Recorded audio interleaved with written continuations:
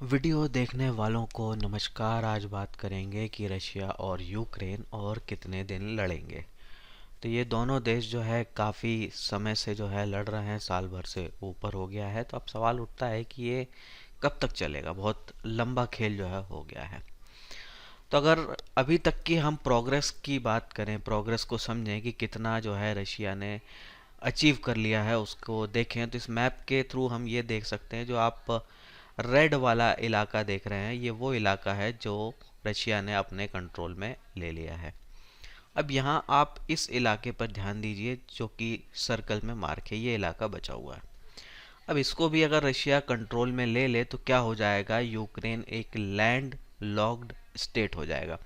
तो international coastal boundaries से जो है यूक्रेन का कनेक्शन ख़त्म हो जाएगा, जो कि उसकी इकोनॉमी के लिए बहुत घातक होगा। इंपोर्ट एक्सपोर्ट करना जो है उसके लिए मुश्किल हो जाएगा।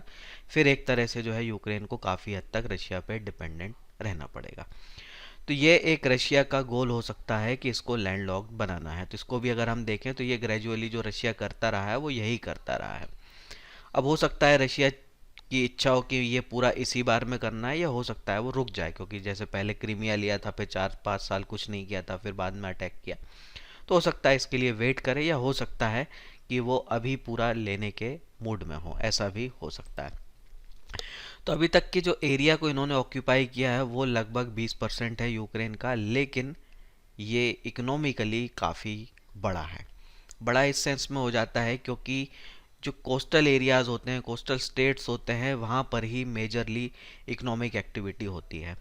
तो इंपोर्ट हो एक्सपोर्ट हो, आपकी इससे रिलेटेड इंडस्ट्रीज़ जो हैं वो इसी एरियाज़ में होती हैं। तो यही स्टेट्स जो हैं वो मेजर कंट्रीब्यूटर होते हैं इकोनॉमी के। जैसे हम इंडिया की भी बात करें तो हमारे यहाँ महाराष्ट्र हो, तमिलनाडु हो, कर्नाटका हो, इस तरह या गुजरात हो, ये सारे जो बड़े बड़े स्टेट हैं, जब बड़े बिजनेस स्टेट हैं, ये सारे कोस्टल स्टेट हैं। तो वैसा ही यहीं पे होता है।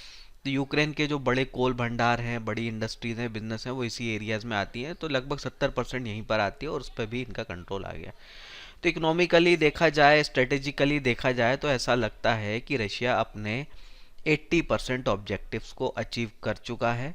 20% चाहे तो वो अभी इसी स्ट्रेच में अचीव करें, या हो सकता है उसको लेट कर दें, कैंसिल कर दें, कि बाद में देखेंगे 1-2 साल बाद, ऐसा भी कर सकते हैं। अब एक बात समझने की होती है कि लड़ाई जो होती है उसमें दो लोग मुख्य होते हैं, एक तो पैसा और दूसरा लोग, आपके सैनिक। तो जब इन दोनों में से कोई भी एक चीज़ ख़त्म हो जाती है तो युद्ध हार जाया जाता है या ख़त्म हो जाता है। तो अब इसमें से हम देखना है कि कौन सी पार्टी जो है इसमें से किस चीज़ में पहले जो है बाहर हो जाती है। अब कई बार ये भी होता है कि कई देश जो है वो जीती हुई पोजीशन में भी होते हैं, पर फिर भी वो अपनी तरफ से सीज़ फायर की शुरुआत जो है वो नहीं करते हैं, क्योंकि ये एक तरह से ओपोजिटिंग पार्टी जो है ये मान लेती है कि साइकोलॉजिकल डिफीट है, हम वो हार रहे थे इसीलिए वो बोलने लगे चलो अब शांति कर लेते हैं।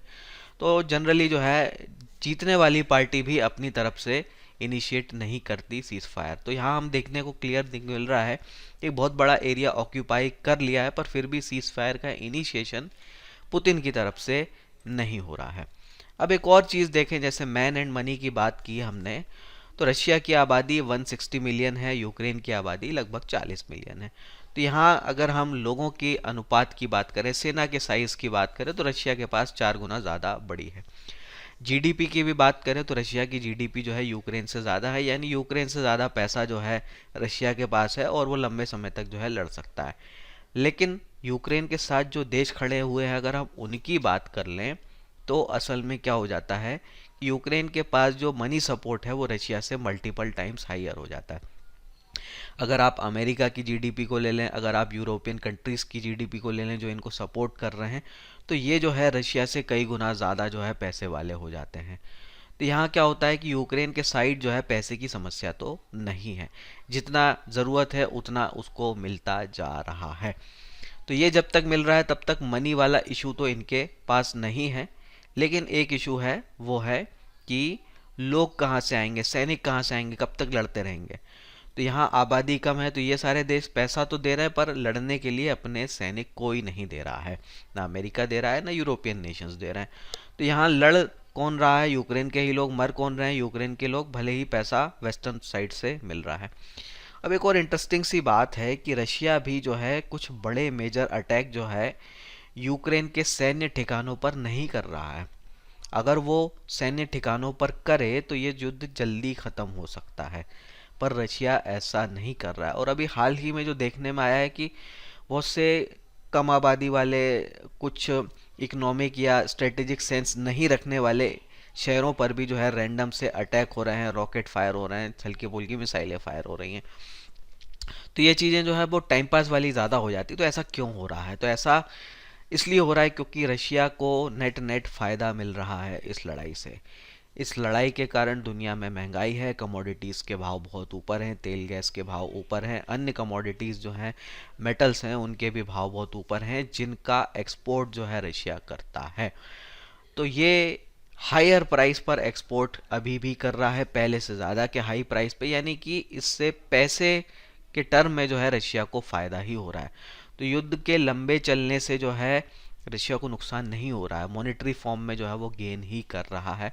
तो इसलिए भी हम देख रहे हैं कि यहाँ पे जो है वो पुतिन भी चीज़ों को स्ट्रेच करते हुए दिख रहे हैं। और अगर हम देखें तो भारी हथियारों का प्रयोग तो हो ही नहीं रहा है इस युद्ध में।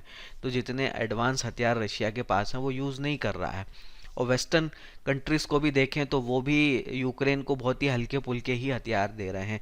कोई भी ऐसा हथियार उन्होंने नहीं दिया है जो कि एक्चुअल में रशिया को नुकसान पहुंचा सके, जो कि एक्चुअल में रशियन बॉर्डर्स के पार तक जाके हिट कर सके। तो ये नहीं हो रहा है। तो ये ऐसा ज़्यादा लग रहा है कि ये अपनी पुरानी इन्वेंट्री को क्लियर कर रहे हैं, ना कि उसको जो है कोई एडवांस हथियार दे रहे हैं। तो अभी फ़िलहाल जो है यही समझ में आ रहा है कि ये जो है लड़ाई को खींचना चाहते हैं, चाहे वेस्टर्न साइड की बात करें, एशिया की बात करें। तो जब तक ये ऐसा चल रहा है तब तक जो है लड़ाई चलती रहेगी। दोनों में से कोई एक पार्टी के पास जब आदमी ख़त्म हो जाएंगे तो ये लड़ाई फिर रुक जाएगी, और ऐसा कभी ना कभी तो होगा ही। तो फिर मिलेंगे हम। जय हिंद।